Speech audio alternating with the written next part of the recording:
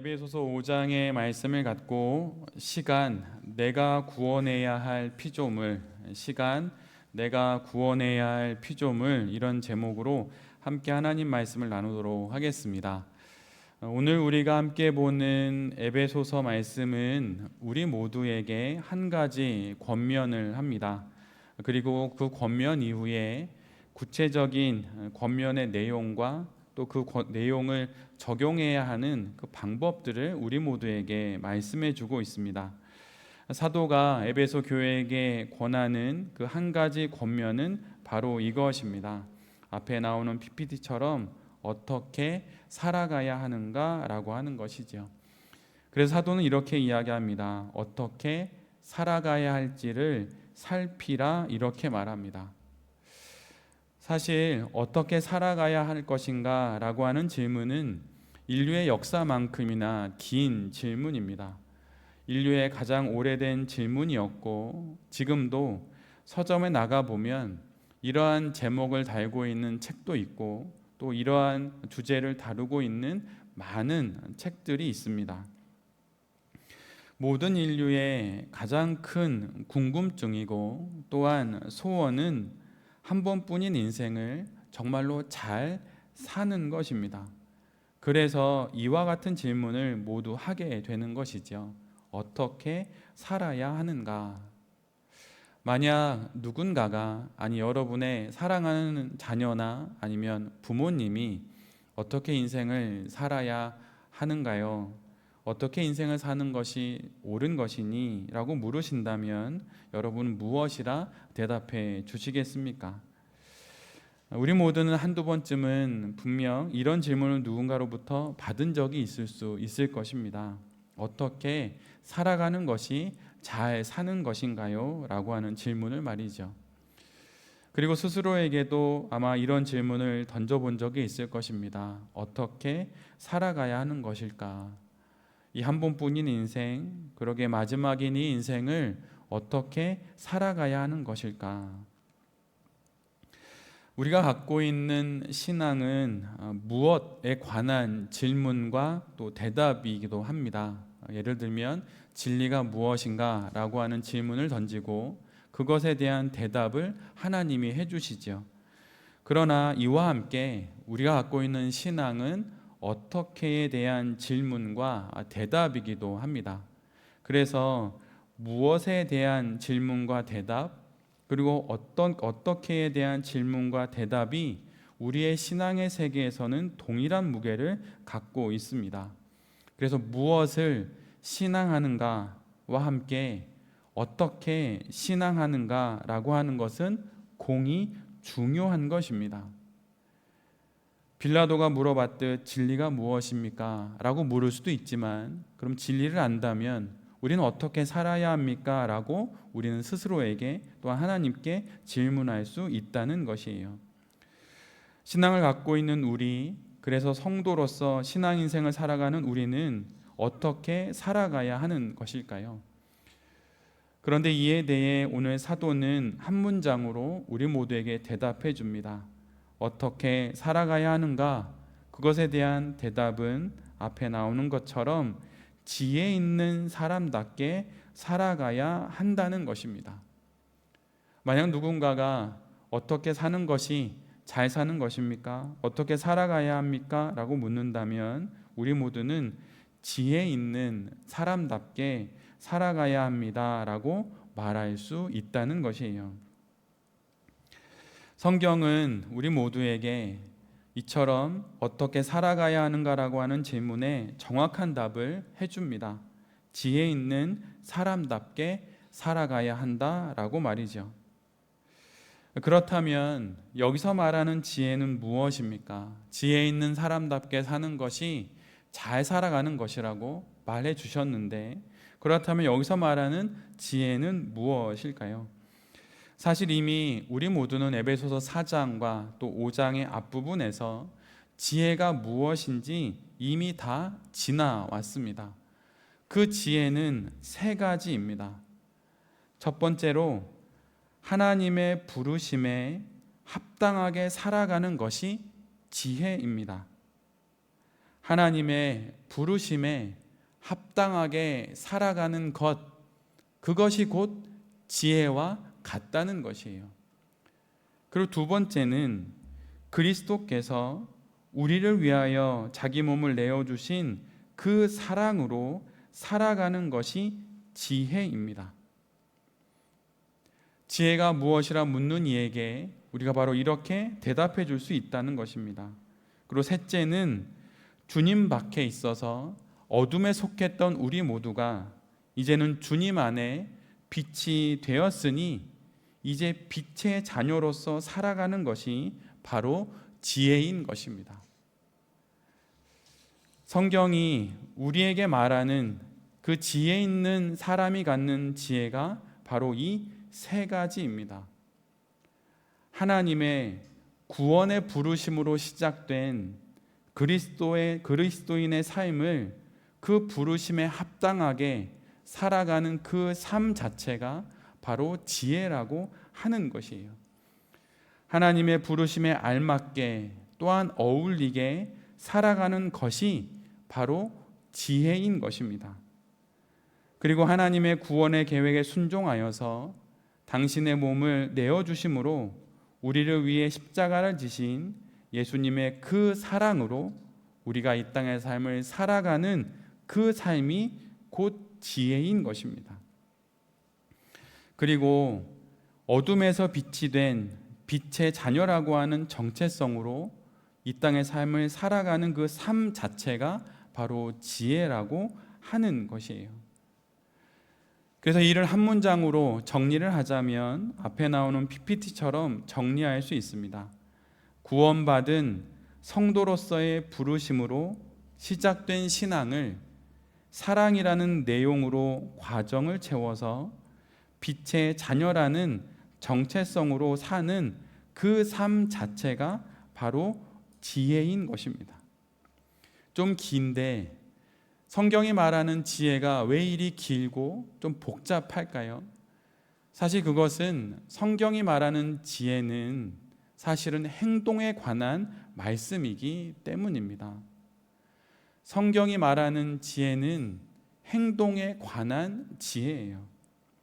그러기에 지혜가 있는 사람은 구원받은 성도로서의 하나님의 그 부르심에 합당한 삶을 살아가야 하는 것이고, 십자가를 지신 예수 그리스도가 베푸신 그 사랑을 본받아 살아가는 것이고, 빛의 자녀라고 하는 정체성을 갖고 이 땅의 삶을 살아가는 것, 그것이 바로 지혜라고 우리 모두에게 말해주고 있는 것입니다.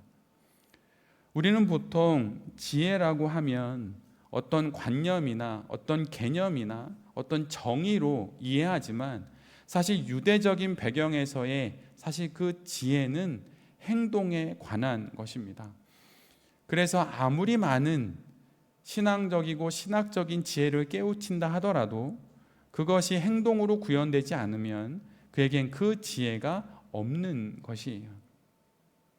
높은 지식을 아무리 쌓고 그 누구도 설명할 수 없는 신학의 세계를 설명한다 하더라도 그것이 행동으로 구현되지 않으면 그것은 지혜가 아닙니다. 하나님의 구원의 부르심에 합당하게 살면 그에게 그 지혜가 있는 것이고, 십자가의 예수 그리스도가 우리에게 보여주신 그 사랑을 내가 살아내면 그 지혜가 내게 있는 것입니다. 빛의 자녀라고 하는 정체성에 흔들림이 없이 이 땅의 삶을 살아가는 것 자체가 바로 우리가 하늘로부터 비롯된 지혜를 갖고 있다는 증거인 것이에요. 그래서 바로 신앙의 행동이 곧 오늘 성경이 말하고 있는 지혜인 것입니다. 그래서 그리스도인의 지혜는 지식으로, 알무로의 수고를 넘어서서 삶의 수고를 아끼지 않는 삶을 살아내는 지혜인 것이에요. 만약 그런 삶이 우리에게 있다면 바로 그 하늘의 지혜가 우리에게 있는 것입니다. 그래서 신앙은 많은 공부를 한다고 깨우칠 수 있는 것이 아니에요. 신앙은 무엇인가 신비한 것을 많이 경험하고 아주 두꺼운 신학 서적을 많이 이해하는 것으로, 그것으로 우리가 하늘의 지혜를 가진 사람이 아닙니다. 그 지혜를 살아내는 것, 그래서 삶에 흔적이 있는 것, 그것이 바로 그가 하늘의 지혜를 갖고 있는 사람의 증거인 것이에요. 그 지혜가 우리 모두에게 있기를 간절히 빕니다. 그리고 또 여기서 우리가 알게 되는 것은 성경의 지혜는 관계적이라고 하는 것입니다. 하나님과 우리의 관계 안에서 그분의 부르심에 대한 응답으로서의 그 합당한 삶이 지혜입니다. 즉 우리가 갖고 있는 지혜는 덩그러니 저기에 떨어져 있는 것이 아니라 하나님과 우리 사이의 관계 안에 있는 그 지혜인 것이에요. 오직 그 관계 안에서만 깨우칠 수 있는 것이 바로 하늘의 지혜인 것입니다. 그래서 유럽에 있는 신학교의 현실인데, 예수님을 믿지 않지만 하나님을 설명하는 교수들이 있습니다. 그들에게 있어서 신학은 학문인 것이죠. 그들에게 비록 신학은 있을지 모르지만 하늘의 지혜는 없는 것입니다. 왜냐하면 하나님과의 관계 안에 있는 지혜가 아니기 때문이에요. 성경이 우리에게 말하는 그 지혜는 오직 하나님과의 관계 안에서만 깨우칠 수 있고 소유할 수 있고 우리가 품을 수 있는 지혜인 것입니다. 그리고 그리스도와 우리의 관계 안에서 그분이 우리에게 베푸신 사랑을 우리가 충분히 경험하고 그거를 알아서 결국은 그 사랑을 이 땅에 흩뿌리며 살아가는 그 삶이 곧 지혜이기에, 우리가 하나님과 예수 그리스도와의 관계 안에서만이 이 사랑을 우리가 깨우칠 수 있는 것이에요. 우리가 아무리 놀라운 일을 이 땅에서 이루고 아무리 신비한 일을 경험한다 하더라도 그리스도 예수 안에서의 그분과의 관계가 없으면 그것은 아무것도 아닌 것입니다. 신앙이 깊어진다고 하는 것은 예수님과의 나의 관계가 깊어진다는 것이에요. 나 아닌 또 다른 누군가의 관계 속에서 내가 그를 알고 그가 나를 알면서 서로를 이해하고 이해를 넘어 사랑하고 그렇게 살아가는 것이 인간 관계이듯이, 예수 그리스도와 나의 관계가 그런 관계 안에 있을 때, 그리고 그 안에서 내가 그분을 알아갈 때, 그리고 그분을 통해서 사랑을 경험하게 될 때 비로소 우리가 하늘의 지혜를 갖게 되는 것입니다. 그리고 바로 우리가 빛의 자녀라고 하는 그 정체성 속에서, 주 안에서 갖게 된 그 정체성 속에서 우리가 결국은 하늘의 지혜를 깨닫게 되는 것이에요. 주님이 우리를 당신의 품에 안으셔서 우리 모두는 빛의 자녀가 되었습니다. 그래서 그 관계 안에서 우리가 빛의 자녀답게 이 땅의 삶을 살아가는 것이죠. 이것이 바로 지혜인 것입니다. 이 지혜 있는 사람이 되어 이 땅의 삶을 살아가는 것이 바로 우리에게 허락된 인생을 잘 살아가는 길이라고 오늘 성경은 우리 모두에게 말해주고 있는 것입니다. 하늘의 지혜가 무엇입니까? 성경책을 몇 독, 10독, 20독 그렇게 해서 성경의 구절을 다 외우는 것이 아니에요. 그것이 아니라 하나님과의 관계 안에 내가 있음을 알고 그분이 그 관계 속에서 나를 거룩한 성도로 부르셨다는 것을 알고 그 삶을 살아내는 것이 곧 지혜인 것입니다.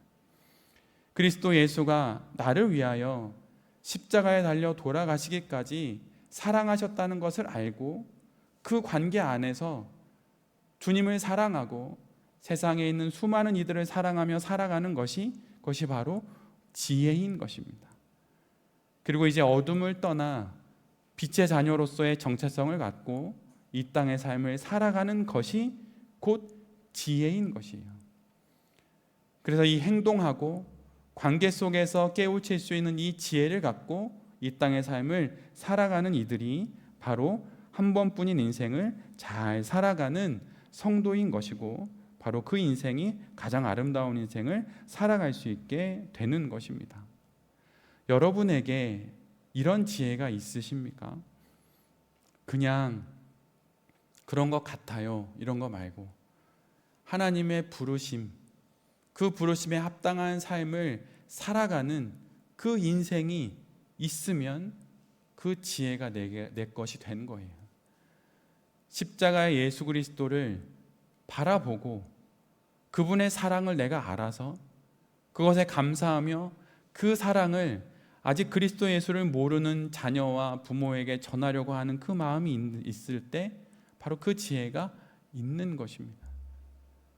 그리고 이제는 눈만 뜨면 살아갈 삶의 막막한 일들 때문에 어둠의 자녀와 같이 살아가는 그 일상을 벗어나서 이제는 빛의 자녀라고 하는 정체성을 날마다 되뇌이면서 그 지혜로 살아가는 삶이 있는 것이 바로 성도의 인생이고 바로 그 삶이 가장 지혜로운 인생인 것입니다.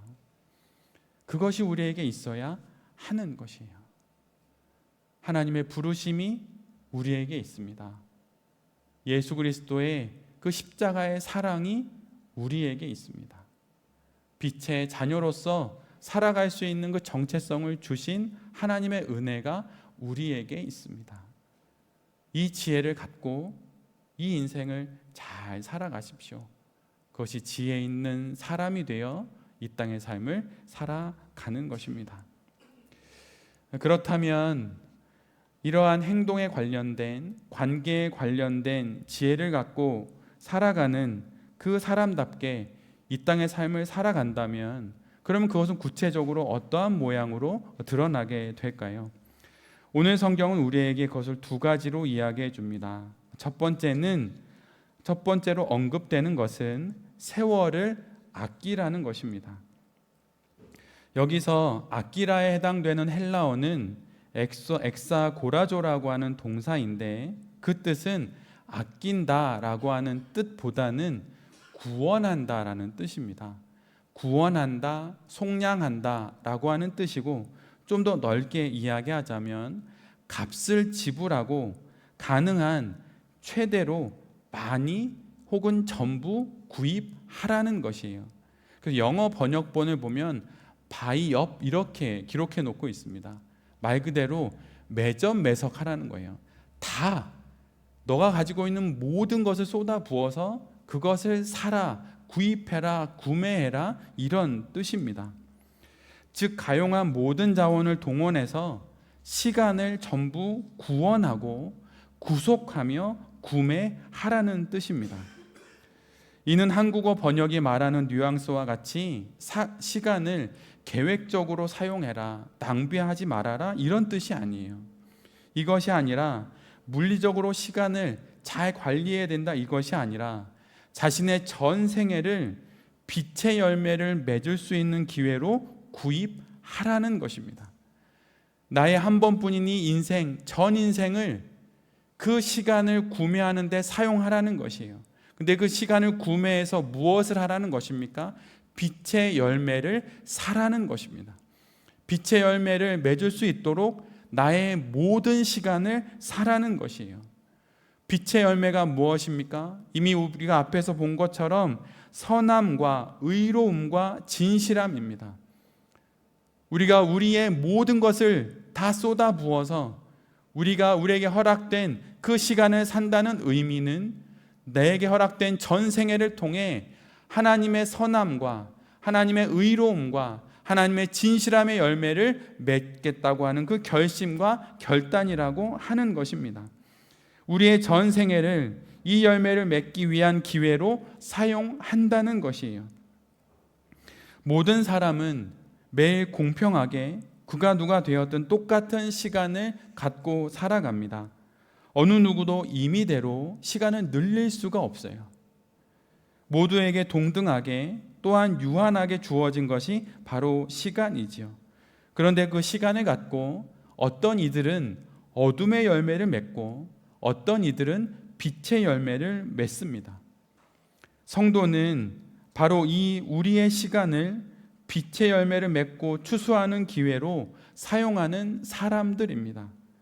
이것이 바로 세월을 아끼라는 말씀의 뜻입니다. 인생이라는 시간을 빛의 열매를 맺는 것을 통해 구원하라는 것이에요.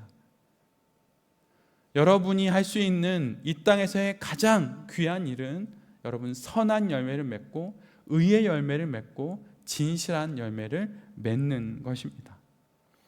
이를 위해 우리에게 허락된 이 시간을 우리의 모든 것을 통해 구원하고 구매하는 것이에요. 조나단 에드워드라고 하는 위대한 믿음의 사람이 있습니다.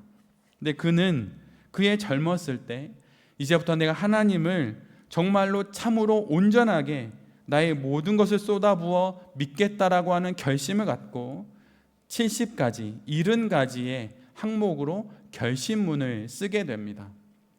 그의 결심문은 그리스도인으로 살아가면서 이제 나는 이렇게 살겠다라고 그렇게 정리한 내용이에요. 그 모든 70가지의 내용들은 결심이라고 하는 단어로 시작됩니다. 그래서 그 내용을 읽어보면 그 중에 시간에 관한 내용도 있는데 그것은 바로 앞에 나오는 PPT와 같습니다. 결심, 한순간의 시간이라도 절대로 잃어버리지 않고 할 수 있는 가장 유익한 방법으로 이용한다. 조나단 에드워드는 이렇게 이야기합니다. 결심, 단 한순간도, 단 1분 1초도 절대로 잃어버리지 않겠다. 할 수 있는 가장 유익한 방법으로 그 시간을 이용하겠다라고 그는 말합니다. 그의 말은 무슨 뜻입니까? 자신이 할 수 있는 모든 것을 통해 그 시간을 구원하겠다는 것이에요. 자신에게 허락된 유일한 것, 그 누구도 소유할 수 없고 그 누구도 대신해 줄 수 없는 그 시간을 바로 하나님을 위해 구원하겠다. 그는 그렇게 고백하고 있는 것입니다. 우리만이, 오직 나만이 구원할 수 있고 나만이 구원해야 하는 것은 바로 내게 허락된 이 시간입니다. 그 시간을 구원하여서 결코 절대로 잃어버리지 않고 빛의 열매를 맺기 위해 그 모든 것을 구매하는 사람, 바로 그 사람이 성도인 것이에요. 여러분, 냉정하게 여러분이 말하는 것 말고, 여러분이 어느 한순간 갑자기 말하는 것 말고 진실로 여러분에게 허락된 그 모든 시간을 바로 이 마음으로 여러분 구원하고 계십니까? 그러나 이것이 지혜 있는 사람이 되어 이 땅의 삶을 가장 아름답게 살아갈 수 있는 유일한 방법입니다. 우리는 오직 우리의 모든 것을 쏟아부어 빛의 열매를 맺기 위해 시간을 우리가 구원할 때만이 이 땅에서 아름다운 인생을 살아갈 수 있습니다. 그러기 위해 여전히 우리에게 생명이 허락되어 있는 것이에요. 저는 북한 일을 하며 정말 다양한 사람들을 만났습니다. 불같이 뜨거운 사람을 만났어요. 그리고 그와 완전히 반대로 정말 차가운 얼음과 같은 이성적인 사람을 만났습니다. 그리고 불도 아니고 냉정한 얼음도 아닌 어정쩡한 사람도 만났습니다. 근데 여러분, 세월이 지나면 결국 그 현장에 남아있는 사람이 누구인지 아십니까? 그는 불과 같은 사람이 아니었어요. 그들은 언제나 저에게 이렇게 이야기했습니다. 여기는 뜨겁지 않아. 그리고 3년 뒤쯤엔 그곳에 없었어요. 그럼 냉정한 사람은 남아있을까요? 아니었어요. 그는 저에게 이렇게 얘기했어요. 여기는 하나님을 아는 것이 없어요. 여기는 북한 사역이라고 하는 그 놀라운 일을 위한 사람들의 계획이 없어. 다 떠났습니다. 결국 맨 마지막에 남아서 20여 년이 지난 지금까지도 그 일을 감당하는 사람은 누구일까요? 그는 그곳에서 그의 인생을 통해 눈물로 착한 열매를 맺으려고 하는 사람이었어요. 하나님의 의로움이 열매 맺기를 기다리는 사람이었어요. 진실한 주의 열매가 맺히기를 기다리는 사람이었습니다. 그래서 결국 대림동 지하, 햇빛도 들지 않는 곳, 그곳에서 2명이 시작했던 그 일이 이제는 100여 명이 함께하는 학교가 되었고, 이미 그곳에 20년 동안 수많은 졸업생이 나오게 된 것이죠. 여러분, 빛의 열매를 맺으십시오. 착해야 합니다. 선해야 합니다. 부드럽고 유연해야 합니다. 그리고 여러분, 의로워야 합니다. 의롭다고 하는 건 의로운 말을 하는 게 아니에요. 그 의로운 삶을 내가 사는 것입니다. 누가 뭐라 해도, 다른 사람들은 다른 길을 가더라도 그 길을 가는 거예요. 공의로우신 하나님이 보시리라 여기고 그 길을 가는 겁니다. 그리고 진실되게, 참으로 진실되게 거울을 마주하듯 자신의 영혼을 바라보고 하나님 앞에 정말 그렇게 살아가는 것이에요. 그럴 때만이 우리가 이 땅의 삶을 정말 아름답게 살아갈 수 있습니다. 사실 저는 약간 불같은 면이 있어요. 영국 형제가 조금은 압니다. 정말 불같은 면이 있습니다. 그런데 다듬어지지 않은 불은 저를 상하고 공동체를 상하고 사람을 상하게 한다는 것을 저는 경험을 했어요. 제가 실제로 그런 일을 저지른 적이 있어요. 그렇다고 불이 없어야 하는 것은 아닙니다. 근데 여러분, 정말 기도 많이 하셔야 돼요. 기도 한 5년은 해야 될 거예요. 기도 정말 많이 하셔야 돼요. 정말 많이 해서 그 불이 누가 뭐라 해도 꺼지지 않고 함부로 타오르지 않는 그 불을 내가 품을 수 있게 됐을 때 하나님 그걸 사용하십니다. 제가 얼마나 불같은 사람이었는지 제가 마련해서 다 날려버렸어요. 다 떠나게 했어요. 그따위를 할 거면 다 가라고 막 이렇게. 그런데 결국 그렇게 했을 때 빛의 열매가 없더라고요. 여러분 안에 있는 성령의 불을 간절히 기도하면서 잘 가꾸십시오. 그리고 냉정한 이성도 잘 가꾸십시오. 그래서 그걸 통해 정말 착하고 선한 열매를 맺을 수 있을 때 여러분 비로소 그것이 제대로 사용될 수 있는 것이에요. 그리고 그것을 통해 내가 의로워질 때 자랑하는 게 아니라 내가 하나님 앞에 정말 의로운 사람이라고 조금이라고 말할 수 있게 됐을 때 비로소 그때 하나님이 쓰세요. 여러분, 모세가 언제 쓰임 받습니까? 그의 의로움으로 쓰임 못 받습니다. 제가 그랬어요. 제가 진짜 그랬어요. 하나님이 그때 저를 확 꺾으셨어요. 그래서 광야 같은 시간을 보냈죠. 그리고 나서야 저의 이 정말 가신도친 듯한 예민함들을 다 다듬으시고 불같은 성향을 다듬으셔서 지금 여러분이 교회에서 보는 제가 된 거예요. 정의교회에서 보셨던 그게 저의 전부가 아니에요. 이 목소리가 전부가 아니에요. 그 시간을 다 지나 하나님이 돌베 교회 섬길만 하다 여기셔서 저를 이곳에 불러주신 거예요. 여러분도 그래야 합니다. 여러분 더 많이 깎이셔야 해요. 정말요. 여러분의 장점이 여러분의 해하게 하는 단점이 될 수 있어요. 오스왈드 챔버스가 했던 유명한 말이 있습니다. 다듬어지지 않은 장점은 2배의 약점이 되어 돌아온다고. 여러분 그거 경험해 보셨죠? 저도 뼈저리게 경험했어요. 그것을 우리 공동체에서 경험해야 하는 것이에요. 그렇게 될 때 하나님께서 비로소 우리의 장점을 진짜 쓰십니다. 그리고 우리의 단점조차도 하나님의 그 은혜의 장중 안에서 장점이 되어 쓰임 받는 것이에요. 이 자리를 빌어 제가 저의 고민을 하나 짧게 말씀드리면 우리 교회가 7년이 됐는데 이 모습이라는 게 저의 많은 고민이에요. 많은 고민이에요.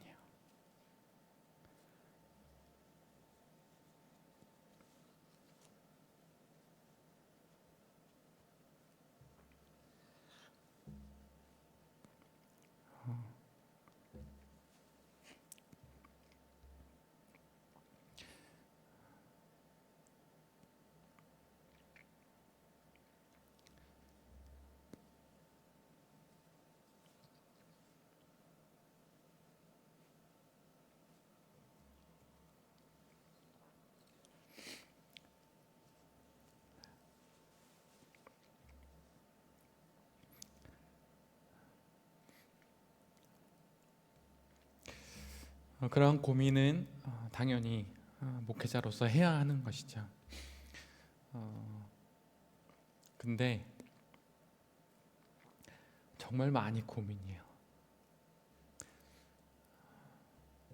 그럴 때마다 지체들이 저에게 얘기도 해주고 기도하는 가운데 저를 격려해주고 또 새로운 길을 열어주는 말도 해줘서 너무 고맙고 감사하게 생각합니다. 그리고 하나님께 물을 때마다 하나님께서 늘 대답하시는 건 말씀에 그 길이 있다, 기도에 그 길이 있다, 예배에 그 길이 있다, 이런 말씀을 주십니다. 그 마음으로 7년이 되는 이 가을에 우리 모두에게 주시는 말씀이 에베소서의 말씀이죠.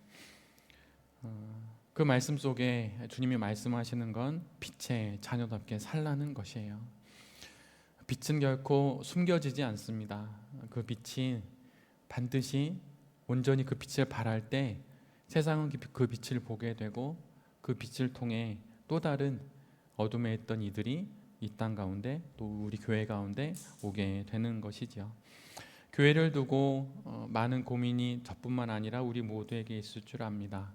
그럴 때마다 오늘 우리에게 주신 이 말씀을 우리 모두에게 주신 하나님의 말씀으로 받았으면 좋겠어요. 지혜가 있어야 한다. 하나님의 부르심에 합당하게 살고는 있느냐. 그리스도 예수의 십자가의 그 사랑을 너가 받았는데 그 사랑을 전하고 있느냐. 그리고 이제는 어둠의 자녀가 아니라 빛의 자녀가 되었는데 그 빛의 자녀로서의 삶을 살고 있느냐. 그 마음을 갖고 지금 너에게 허락된 한 번뿐인 그 인생을 정말 너의 모든 것을 쏟아부어 빛의 열매를 거두기 위해 그렇게 다 구원하고 있느냐라고 주님이 우리에게 물으시는 것이에요. 그 질문에 만약 대답할 수 없다면 아직 우리가 그때가 아닐 수도 있어요. 다른 방법이나 다른 그 무엇이 필요한 게 아닙니다. 우리가 빛의 자녀답게 살아가면 반드시 주님이 우리 교회에 맞는 모양으로 교회를 빚어 주실 거예요. 그 사실을 믿고 여러분 빛의 자녀답게 정말 사십시오. 그리고 정말 교회를 많이 사랑하십시오. 돌베이 교회를 사랑하라 뭐 이런 얘기가 아니에요. 정말 주를 많이 사랑하고 그러면 주의 몸된 교회를 정말 사랑하게 돼요. 예전에 들었던 어떤 이야기입니다. 어느 집안이 난리가 났어요. 그래서 아빠도 집을 떠나고 엄마 혼자 자녀들을 돌봐야 하는 것인데 자녀들도 다 집을 떠났어요. 엄마만 집에 혼자 덩그러니 있는 거예요. 그런데 그 엄마가 집을 잘 지키고 있으니 떠났던 자녀도 하나둘 돌아오더랍니다. 첫째가 돌아오더니 둘째가 돌아오고 둘째가 돌아오더니 막내까지 돌아오고 그러다가 멀리 떠났던 남편까지 돌아와서 가정이 회복되었다는 것이에요. 가정을 사랑하는 한 사람만 있어도 가정이 회복되듯이 교회를 참으로 사랑하는 한 사람만 있어도 그 교회는 온전히 세워질 수 있는 것입니다. 만약 우리 교회가 수백 명, 수천 명이 되면 아마 이런 말씀도 나누지 못할 수도 있어요. 근데 지금은 이 정도의 한 가족 같은 공동체이니 이런 말씀도 나눌 수 있는 은혜를 우리 모두에게 주십니다. 하나님이 우리에게 주신 말씀을 기억하면서 여러분 많이 사랑하십시오. 많이 사랑하면 그 사랑의 그늘 아래 사람들이 많이 모이게 되어 있어요. 많이 사랑하세요. 많이 웃고 많이 착하고 많이 진실되게 많이 사랑하세요. 그렇게 될 때에 바로 하나님의 놀라운 일들이 우리 가운데 일어나게 될 것입니다. 이 사실을 기억하면서 우리에게 허락된 이 인생들을 참으로 지혜롭게 많이 사랑하며 살아가는 우리 모두가 될 수 있기를 간절히 기도드립니다. 아멘.